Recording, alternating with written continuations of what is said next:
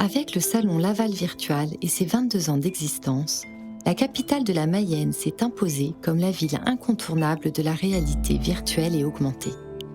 Pour attirer encore plus les entreprises, universités et laboratoires du monde entier, le Laval Virtual Center a ouvert ses portes en 2017. Il a pour vocation d'accueillir des porteurs de projets, des étudiants et des startups pour leur donner conseils et coups de pouce. La réalité virtuelle va nous permettre de former les étudiants, les professionnels à des situations dangereuses, par exemple, ou à des manipulations qu'ils vont peut-être devoir faire dans le réel plus tard. Allez, je vais vous faire l'expérience du serpent de Pharaon. Je prends un petit flacon, je vais mettre du potassium, hop, voilà. Ensuite, je vais mettre de l'acide nitrique. Ce sont des choses qu'on ne laisserait pas toucher aux étudiants, hein. Ça, c'est en plus là, maintenant, devinez, je mets du mercure, acide nitrique, etc. Hop, je ferme. Maintenant, hop, je mets ça là-dessus. Je vais faire chauffer et tourner en même temps. Voilà, je vide bien l'eau. Vous voyez, on a le précipité au fond. Maintenant, je vais mettre ce précipité ici.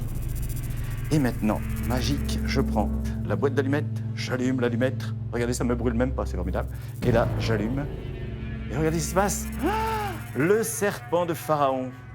Je peux faire tout ce que je veux dans le monde virtuel, c'est ça qui est assez formidable. Oh, un cube. Et youhou! Et ce qui est intéressant aussi, c'est pour les artistes, c'est la possibilité de créer des mondes virtuels, des mondes imaginaires, voilà, où ils vont pouvoir inviter d'autres personnes. Voilà, tout le monde va pouvoir profiter des œuvres d'art.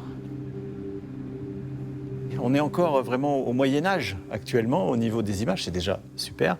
Mais demain, le Graal, c'est que on verra plus la différence entre le réel et le virtuel. Donc j'ai un casque de réalité augmentée. Hop. Tac. Et là, je vais souder deux plaques de métal.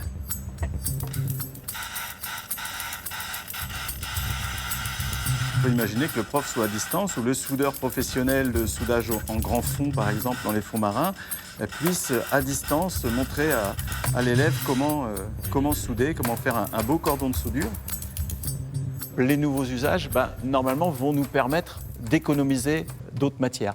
Je ne veux pas dire qu'un casque de réalité virtuelle, ça ne consomme rien en électricité, mais derrière, ça consommera moins que de faire 10 heures de peinture dans une cabine de peinture climatisée avec extraction d'air, avec des particules qui volent dans l'air, quoi. Hop, hop, hop, hop.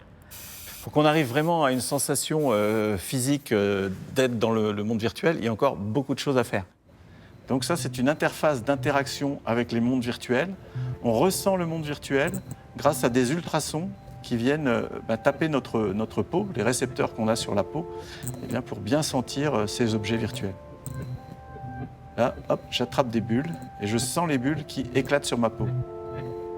Ça peut servir pour les chirurgiens, ça peut servir pour plein d'applications différentes, comme ça, de ressentir le monde virtuel avec des ultrasons. On augmente la sensation de présence. L'intérêt d'être dans le virtuel, c'est que il n'y a pas de barrière, on dessine en 3D, c'est plus pratique que de dessiner sur un coin de nappe ou sur un petit morceau de papier. Et là, le fait d'être en 3D, on peut tourner autour et on peut vraiment comprendre les idées de l'autre et puis échanger. Notre objectif, c'est vraiment de permettre aux gens de lâcher prise, de ne plus avoir de barrières et de créer ce qu'ils ont dans la tête. L'idée qui est derrière, qui est vraiment l'idée disruptive, l'idée qui va vraiment peut-être changer le monde. On va essayer de booster cette présence dans l'environnement virtuel pour être plus créatif, pour mieux collaborer ensemble et inventer des choses merveilleuses.